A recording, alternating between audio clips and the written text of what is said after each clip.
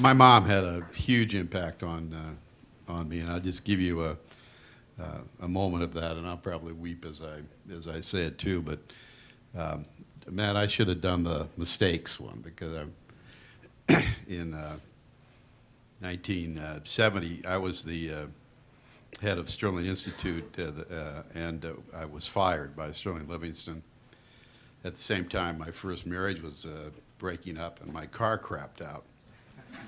And the stock that I had in Sterling Institute, which was worth $2 million at the last sale price, was worth zippo, but the $100,000 I'd borrowed to pay for it was worth $100,000. And whatever I had before, my wife had all of it now. So it's what you call a real drop in fortune at the moment. And on Mother's Day, I was actually sleeping on the floor in a friend's apartment trying to rally back. And we were trying to decide whether to start Forum in the middle of a depression or recession at that time. And I called my mother to wish her a happy Mother's Day. And in the middle of that, I blurted out, "Mom, I'm broke." And there was a silence on the other end of the line.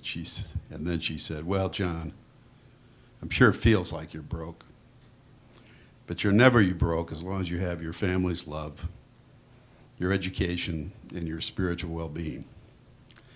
And I thought, well, 2 out of 3 isn't bad. And I've been working on spiritual well-being ever since. But as I go into my office at home, there's 3 arches over it, and on the first one it says family's love, and on the second it says education, the third it says spiritual well-being, and it's clear to me those are the foundation stones of my life on which I rely when we're sailing in harm's way. If you're going to make a difference in the world, you got to sail in harm's way. You got to move out, you got to move forward, you got to move towards the problems, you got to lean in. You got to be a leader when you don't want to be a leader. And it's those 3 things that were a gift from my mother throughout her life.